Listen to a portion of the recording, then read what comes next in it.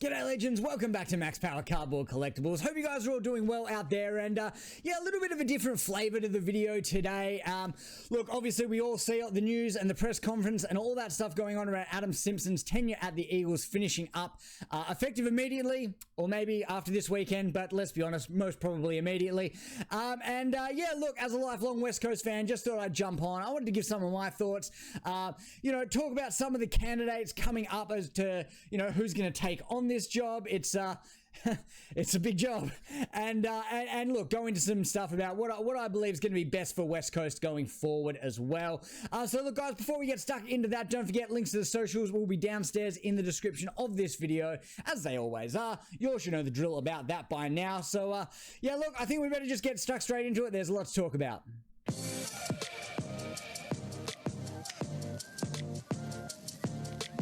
Alright guys, so obviously we've all seen what's happened over the last day or so with Adam Simpson's tenure coming to an end at the West Coast Eagles in a very awkward and strange little press conference from start to finish, it must be said.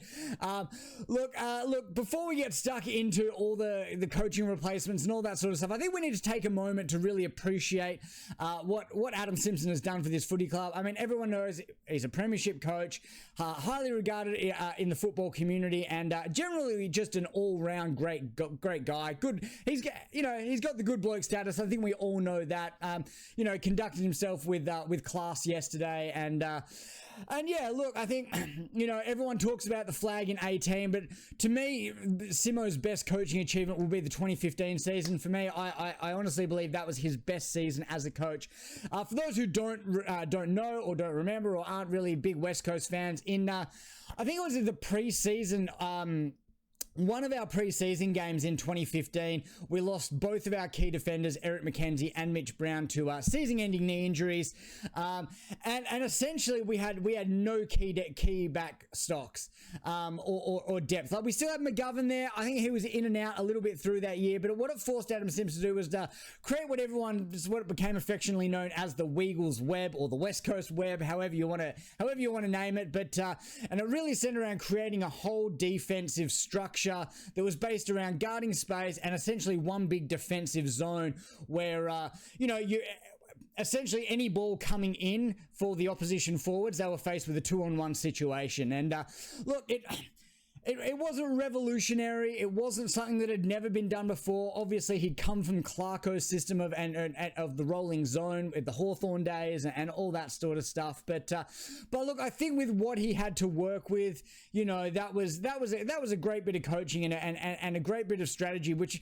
is something Simpson's kind of been knocked for a little bit with his coaching and strategy. But I think that's all bollocks, to be honest. I think Simmo had proven himself to be a high footy IQ strategic coach, and is, to be honest, part of the reason why he's probably not seen as the best guy to lead the club forward, text message saga aside, was, that he was more of I think he's a coach who's, if you're a team competing for the flag and you're a team who should be competing at the top end, I think Simmo's the guy you want at the helm. So, maybe that sort of worked against him when it comes to developing a new squad. Who knows? But anyways, look, that was, to me, I think his best coaching year was 2015. Let's not forget, West Coast made a grand final that year.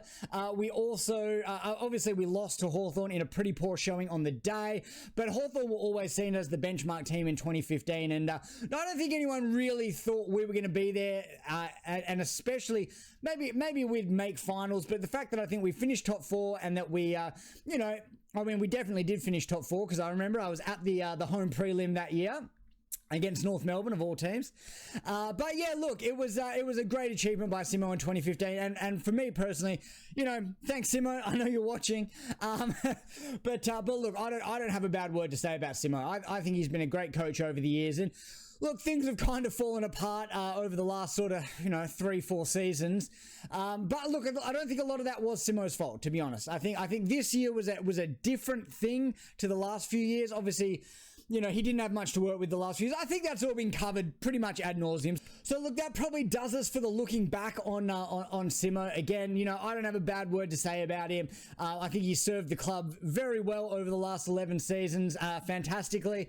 And look, he's a premiership coach. No one's ever going to be able to take that away from him. Nothing that's happened over the last few years changes the fact that that he is a premiership coach for the West Coast Eagles and will be forever etched in the history of our footy club. All right, so what we're going to do next, we're going to get stuck into who I believe are probably the top 10 candidates to take over from Simmo. Obviously, look, I think now that this video is landed, we know now that Jared Schofield has been named interim coach. We'll get to that a little bit later. But yeah, for now, let's get stuck into who I think are the top 10 candidates to take over the West Coast Eagles coaching job from next year. And look, at number 10, we're going to go with Nathan Buckley. Now, I get it, but honestly, no thank you. No thank you. As a fan, I think this is one of the ones that the fans are going to have a very hard time getting behind. And I think, as you know, as we've sort of seen in the last few years, you know, West Coast fans, we're loyal, we're passionate, and you know, we get behind our people. And I'm just not sure if, you know, with all the rivalry that West Coast and Collingwood have had over the years, not just sort of that 2018 to 2020 kind of period, but also back through the 90s as well, where West Coast and Collingwood to me was always kind of seen as a WA versus Victorian sort of thing, you know, biggest club outside of Victoria versus the biggest club in Victoria. I just don't know if the fans are really going to get behind Bucks, and I think the pressure that'll come with Bucks in WA will be even more so than what he got at Collingwood, because he wouldn't have the support of the fans. I mean, I'm not saying he wouldn't have the support, but I just feel it wouldn't take much for the fans to turn on Bucks, as I guess all I'm saying with that one. Now, look, I also think that with Bucks being a native Taswegian, I think he's just getting all his ducks in a row to take over that gig in a couple of years' time. So yeah, look, I don't think it's going to be Bucks, although I think he still has to be in the conversation. All right, moving on to number 9 on this list, and we're going to look internally for the first time, and that is Matty Knights. Now, Matty Knights has been with us for a little while now. He has been a head coach in the past. He's currently serving as our forward line coach, which, to be honest, he's probably doing a pretty good job. I think with the delivery that our forwards have been getting, I think they've been doing a pretty good bloody job. But look, for me, I'm not hugely sold on Matty Knights getting the gig going forward. Obviously, he hasn't been given the caretaker coach gig, so that probably speaks volumes as to where he's at in the rankings here. But look, again, when he was the coach of the Bombers, I never really rated him as a senior coach there. I'd like to see him stay on at the club, but I just don't think he's going to get the top job. I think he's going to be a great assistant, and to be honest, he looks so much like Jake Busey, and I think that's maybe why I probably don't have much love for him, to be honest. I know it's a weird one, but every time I see him, all I see is Jake Busey, and that sort of does my head in a little bit. So look, I don't think it's going to be Matty Knights. I think he's going to, you know, it'll be interesting to see whether he stays on as an assistant anyway, whoever the new coach is. Moving on to number 8, and here we're going to sort of somewhat internally, but somewhat sort of externally as well. We're going to go with Scotty Burns. Scott Burns has obviously a bit of history with the West Coast Eagles. He was an assistant under Woosha from 2008 to 2013.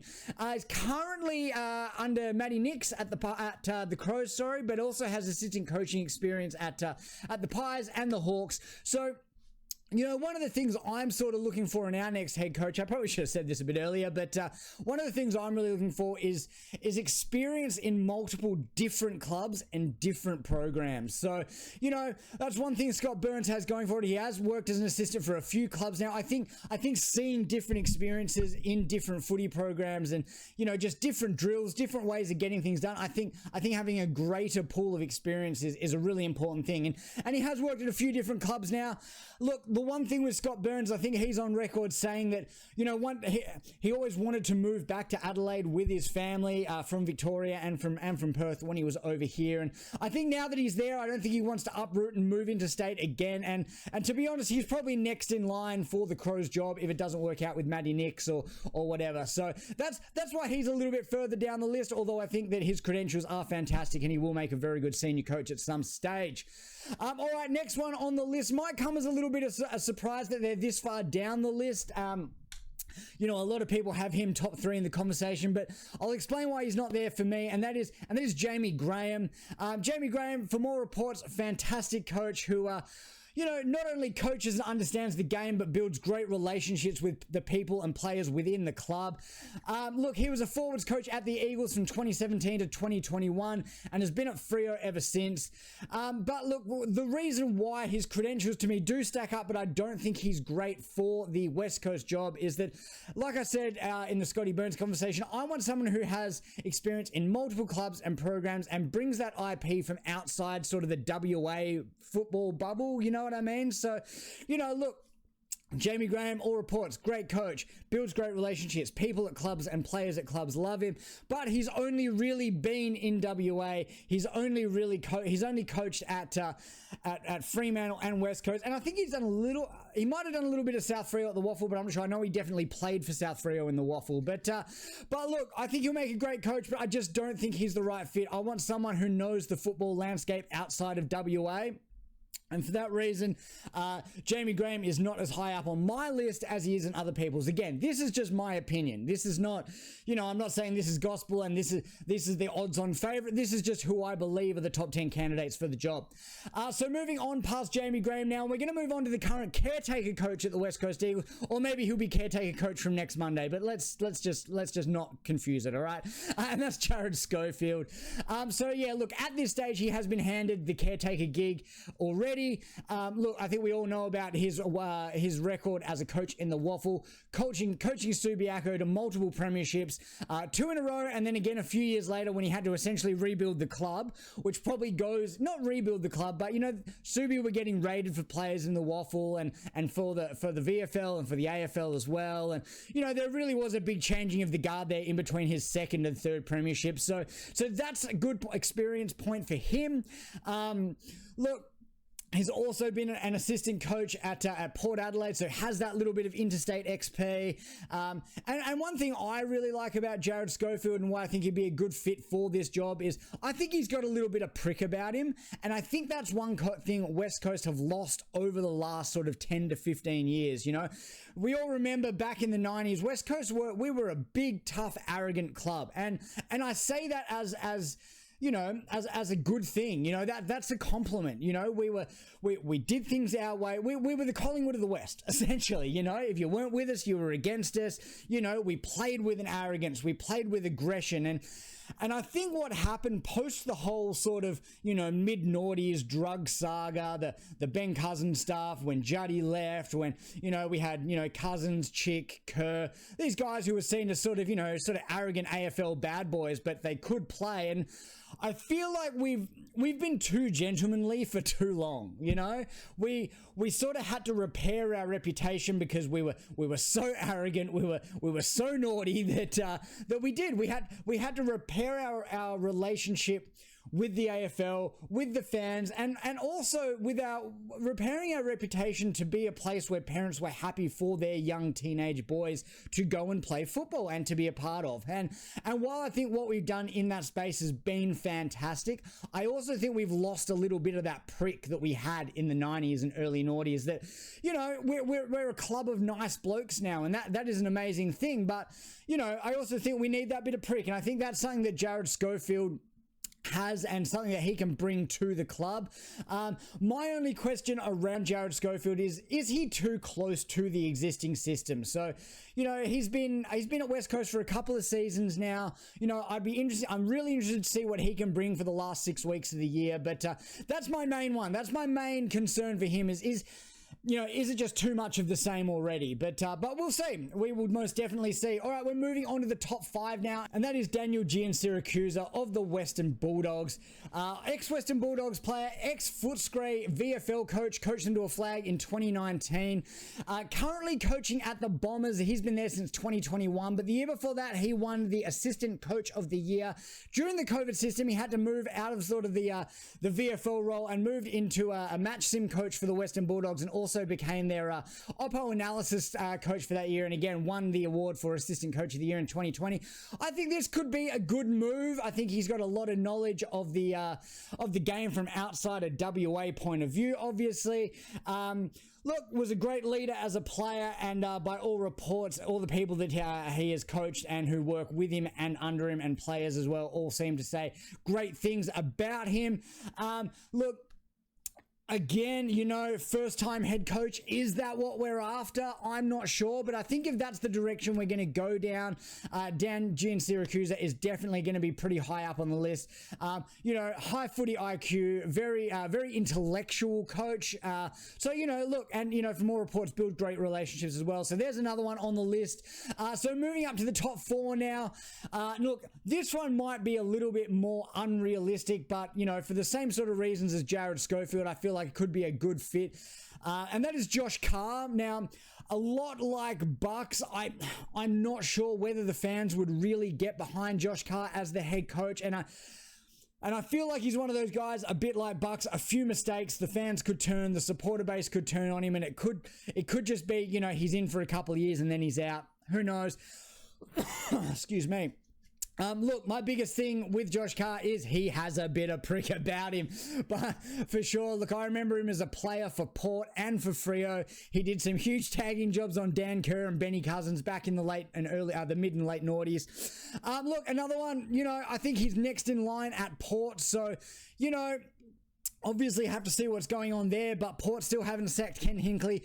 Does he want to hang around? I mean, obviously, you know, with one of the guys or a couple of the guys we're going to talk about in a minute, it's the same sort of story. You know, he's next in line at another club. Is he going to be, you know, does he want to give that up, coaching the club that he played for, to come to a club that, you know, look, as a Fremantle player as well, I don't think he's got much love for West Coast either. So it'd be interesting to see what happens. But again, he has all the prick, and I think we do need someone with a little bit of prick. And yeah, look, that's why I've got Josh Carr so highly on the list. Going into number 3 now, and this is a bit of a left field selection. I think a lot of people are talking about this guy, but I don't think people have them as high up on their list as I do. And that is Brett Montgomery, who is currently working under Pipes Kingsley up at GWS. He's had a 13-year assistant coaching career working with the Bulldogs, Port, and the Blues. So there's a huge, wide range of experience and IP there. Which is something that, like I said, I value that very highly. Look, I guess a little bit of a different thing with Brett Montgomery. He's 51, so he's a little bit older than some of the guys we're talking about, but I also think that's a good thing, you know, with age comes experience and maybe a better temperament to not ride the highs and lows of a senior coaching gig. And, you know, that's one thing. Simmo was great, and he says it used to be, I mean, lately he's been saying it ad nauseum that we don't ride the roller coaster, you know, we don't ride the roller coaster. So I think that's something that would be very good. Look, I think he's someone that if we are looking at hiring, we're going to want to get onto that quick. Word on the street is that Adelaide is sounding him out as a senior assistant position for 2025. But look, to me, I think he's someone that West Coast should be looking at very highly and in front of some of the big names that people are talking about, like your Jamie Grahams and your Jared Schofields and Matty Knights and all that sort of stuff. So Brett Montgomery comes in at number 3 for me. And now we're going to move into the big 2. And I think these are the ones that most people are saying are 2 and 1. And at number 2, we've got Ash Hansen, another ex-premiership player for the West Coast Eagles. He played 78 games for the Eagles back in the noughties and early 2010s, I'm pretty sure. Look, currently working as a senior assistant under Michael Voss at Carlton. So, look, one of my questions about Ash Hansen as a player was he was never really quite aggressive enough or pricky enough, you might say. But I think working under Vossi at Carlton some of that definitely would have rubbed off. I think we all know Vossi's got a fair bit of prick about him. Look, one of the more qualified assistants getting around when it comes to qualifications and things like that. And look, he not only has he been working as a senior assistant for Carlton, he also coached Footscray to their 2016 VFL flag. Didn't realise that Western Bulldogs Footscray did the VFL double, the AFL VFL Premiership double then in 2016 either. Little tidbit for you. But yeah, look, I guess my main question on Ash Hansen, who is, let's be honest, odds on the second favourite to get this job, was always the question about, you know, does he command enough respect as a you know, and is he different enough from Simmo? Because to me, in a way, like, Ash Hansen, he looks a bit like Simmo, was always talked about as a gentleman of the sport. And, you know, like I said, is he going to have that prick in him that I think West Coast needs to just sort of change the dynamic around the club? But look, nonetheless, I think if Ash Hansen gets the job, he'll be an absolutely fantastic appointment. But look, I think the one guy that we're all waiting to hear about, and the one that all West Coast fans want, and that's who's coming in at our number one, and that is Big Cox, Big Dean Cox, the man, the myth, the legend. Look, I don't think there's enough superlatives to say how important Dean Cox was to the West Coast Eagles in the noughties. He was an absolutely fantastic player, revolutionized the way the ruck position is played.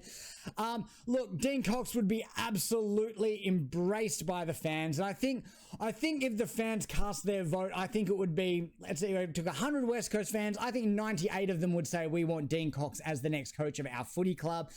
Look, he's been coaching under John Longmire since 2018, and let's be honest, Sydney probably have the best all-round club system in the AFL. I don't think that's a weird thing to say. I think they are the benchmark for what you want your footy club to be. And if I had a son who was about to get drafted to a footy club and it wasn't West Coast, I'd want them going to Sydney. In fact, I'd probably want them going to Sydney. Sydney, Geelong are probably the two best systems, but obviously, you know, from a WA point, West Coast, obviously. But yeah, look, I just think he has all the credentials, and I think he's the guy that we want. Look, obviously has ties to the CEO, Don Pike, because Pikey was an assistant at Sydney as well.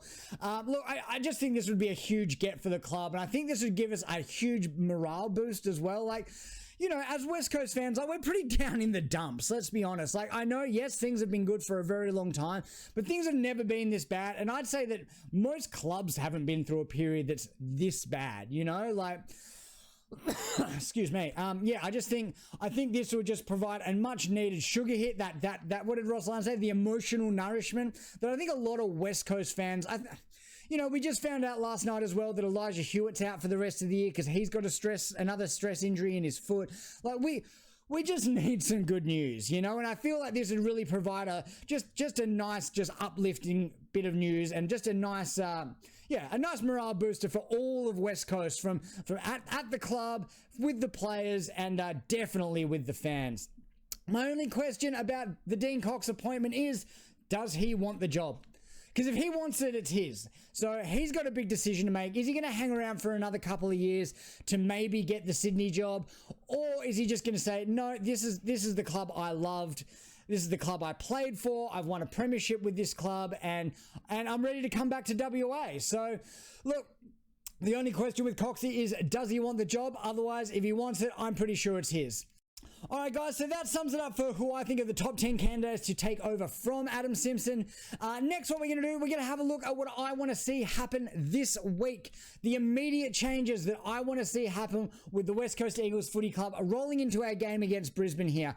Now, first and foremost, just going to get this one in off the bat. I don't think Simmo wants to coach this week, and I don't think he should. I think that the fans are going to get behind Simmo and show their thanks to what he's done over the last 12 seasons, regardless of whether he's coaching or not. I would love to see Simmo attend the game, maybe come out, I don't know, at halftime and just walk around and say good day to the fans and say goodbye in that way. I just don't think coaching this week does him any favors, does the playing group any favors, and it certainly doesn't do Jared Schofield any favors if he's wanting to, show what he's got over the last 6-7 games of the year to see whether he's right for the job as well. So, look, that's what I just don't think that helps anyone. So moving past that, there's some things I want to see happen at selection this week. Now, I'm not saying just clear it out and play all the kids, because there's not that much there. Like, we still need some senior guys in the team. And,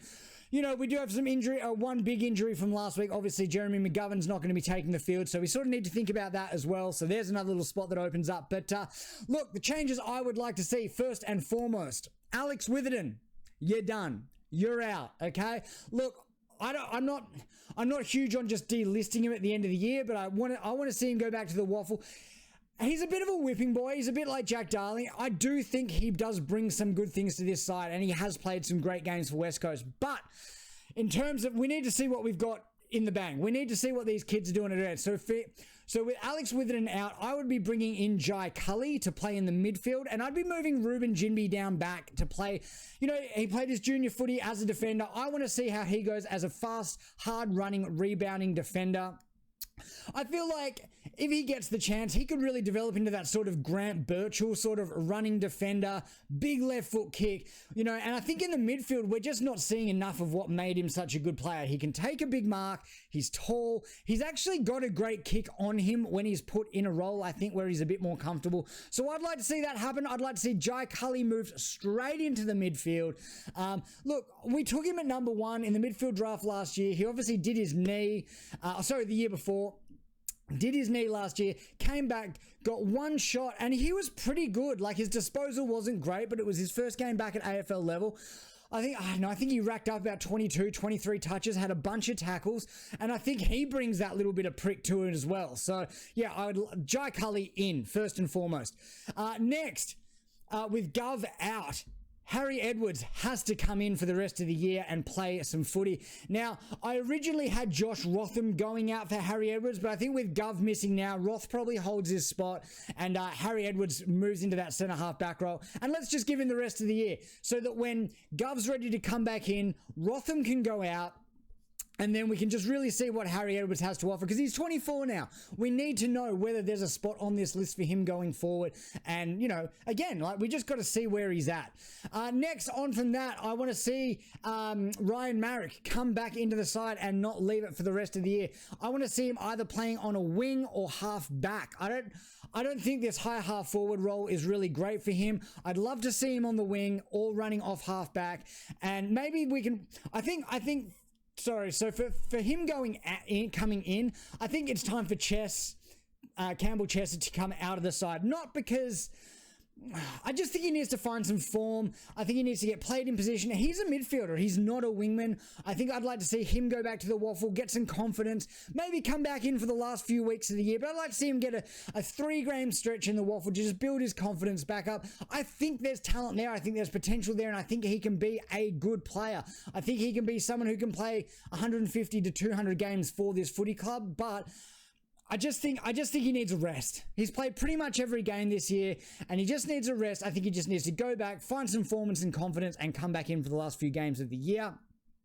So on that, I'd like to see Ryan Marrick come in, and then maybe him and Ruben can rotate that sort of rebounding defender wingman role, and just sort of see where it fits for both of them. And the other one I want to see now, I know he's a whipping boy. I know a lot of people have been calling for his head all year. I've been a staunch defender of Jack Darling, but I think it's time that he has to just go back and he just has to play waffle now. He can come back in if we get an injury to one of our young boys, but I think it's time for Jack Williams to come in. Why we were playing Jack Darling in the ruck to try something instead, and while we've got Jack Williams as the sub, who is a fucking ruckman, ruck forward. But still, I just think it's time. It's time. And look, I think Darling's days at West Coast are done after this year. Whether he retires, whether he's delisted, or whether we trade him, I don't think we get much for him, but look, anyway, we'll get to the trade section a little bit later. But yeah, Jack Williams has to play the rest of the year now, and unfortunately for Jack Darling, that means that his time in the West Coast AFL side is probably done. Now, the one last little one I'd like to say as well, who, as much as I think Chesser needs a rest, the other guy who I'd like to see go out is Jermaine Jones. Unfortunately, I don't think it's worked. We've all seen that horrible footage of him just standing on the mark, not putting his hands up, not even trying to, man the mark or whatever. So look, I'd like to see him go out of the side as well this week, and I'd like to see one of Zane True, probably preferably Zane True, but also maybe Clay Hall. I know Clay hasn't exactly been setting the world on fire in the waffle. A lot of people are calling for him to come in, but I'd like to see Zane True get an extended. He's out of contract at the end of this year. So here is a guy who's 22. He's been on the list for 3 or 4 years now. He was rookie listed when we first picked him up, but we really just need to give him 6 games. It's not fair on him that we're going to delist him, given that he's had 1 game as the sub. He played 1 quarter.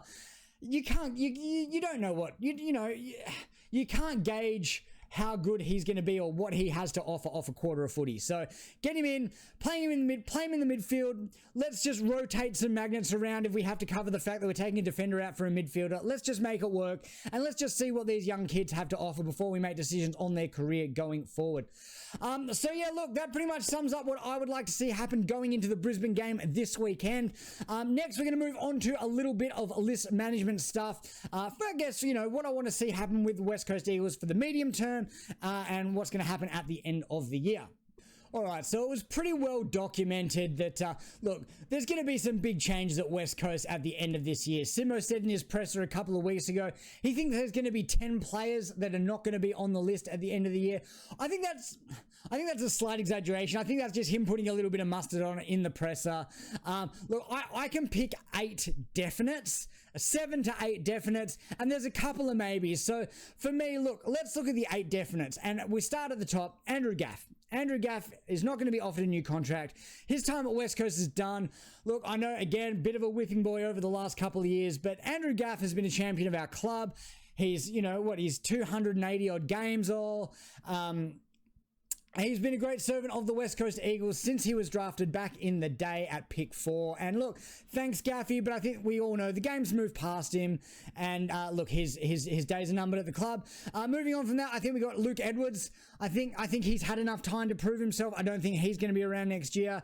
Alex Witherden is another one. I think he probably falls into the maybe category, but I think the way that we've been talking about these 10 players, I think he definitely has to be in the 8. Next, we got Josh Rotham. He's out of contract at the end of this year. I'd like to see us take an NBA approach with Josh Rotham because he does have interest from other clubs, and I'd like to see us sign and trade him. Sign him to a 2-year contract and then immediately trade him, so at least we're getting something back for him. Jack Darling, contracted for next year as well, but I think he's another one who is, done at the West Coast Eagles. And I think there are one club in particular he'd be a great fit for is Collingwood. Even if he played a year for them next year, I don't know, help develop some of their young forwards, because they've got guys like Ollie Henry, Nathan Kruger, all this sort of, Ash Johnson as well is another. I'm not a full bottle on Collingwood fans, so if I'm wrong on those, is Kruger maybe playing a ruck role as well, I'm not too sure, but I think Darling would be a good fit for Collingwood if they are looking to bounce back and win a flag again next year. And the next two, obviously Jermaine Jones, I think he's gone backwards this year. I don't really know where Jermaine Jones is at, and his time has probably come to the end. And the other one is Jordan Baker. Now, Jordan Baker's not a guy I know a lot about, but he's been on the rookie list for a couple of years, hasn't really set the world on fire at waffle level, and I don't know. I don't know much about it, but I'm just trying to fill out these 8 to 10 spots that Simmo sees to say that we weren't going to be on the list next year. Now, there's 2 maybes. Obviously, Witherden, to me, is a bit of a maybe as well. But that was 7, so I don't know. Now, my other 2 maybes is Kobe Bergil, sorry. I'd like to see him get another year. I don't think he's had a good enough chance to prove himself. Had some injuries, was out all of last year with hamstring injuries, has struggled a bit again this year with hamstring injuries earlier in the year, but he's put together a pretty decent little block of games in the waffle. But I think with another preseason, I think he's another one I'd love to see just get one more year to prove himself. Let's give him a 1-year extension, see what he's got, and if he hasn't broken into the side by next year, see you later. You're done. And the other one on that is Zane True. So he's a maybe. I think it's dumb because I don't think we have many players in that bracket, in that age bracket. He's sort of, been at the club for a few years. He's 22. I think he's someone that if we see enough in the next 6 games, he has to play every game for the rest of the year. He just has to. So if we see enough for him in 6 games, definitely let's offer him another contract, develop him, maybe give him 1 or 2 years, and then if it hasn't worked out, if he's not a mainstay in the ones, then look, then your time's definitely done at 24 years of age in a couple of years. So they're the delistings or trades or whatnot that I can see happening. And then the next little bit I want to talk about, there's a few players who are out of contract at the end of 2025, so the end of next season, which I think if we're going to do anything going forward, these are the guys that we need to be trading now. The first one of those, Premiership hero Dom Sheed. Now, look, we'll never forget what Dom Sheed did for us in 2018. That was an amazing moment, an amazing goal in an amazing grand final and an amazing result for our club. But really, since then, and even before then, he's never really been an A grader. He had good games where he'd, get 25 and kick 3 and have these 1 or 2 games a year where he played absolutely amazing footy. But at the end of the day, even in 2018, Dom Sheed wasn't even in the side for a lot of 2018. I think West Coast fans will remember, but a lot of other fans might not know that Dom Sheed wasn't even meant to be on the field along with Liam Ryan. And funnily enough, in that final 5 minutes of the grand final, they didn't even want him on the field because they wanted their best team on and he wasn't considered in the best 18. I still don't even know if he's best 22 now, so I don't know, I don't think we'd get a lot for Dom, but I definitely think, there's a chance we can get, send Dom Sheed and a 4th rounder to someone for a 2nd round pick. I'd be pretty happy with that, and I think that's something we should definitely look at doing.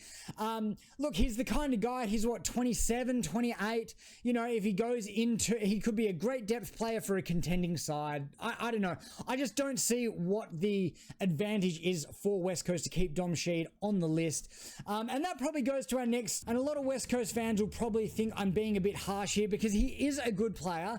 He's in an age bracket which we sort of don't have many players in this age bracket, but that's Tom Cole, the Waluigi lookalike. Look, Tom Cole is he's a good player. He's a good defender. He's got an okay kick. He's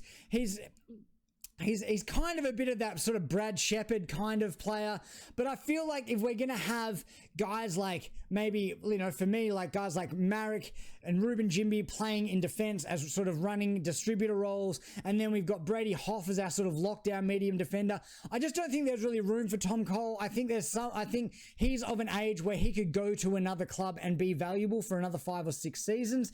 I think he'd be great at a Gold Coast. I think he'd be great at, some Melbourne clubs, any sort of contending club who were kind of a defender, a medium defender short. I think he'd be good. And I think he's someone with a little bit of currency that we could actually get a little bit back for. Again, could we throw Tom Cole a 2nd round pick and get maybe a player Tom Cole and a 3rd round pick for, a 2nd or late 1st round pick or I don't know. I'm just tossing situations out there. Would he be maybe a good fit to be part of the trade to get Liam Baker across to West Coast?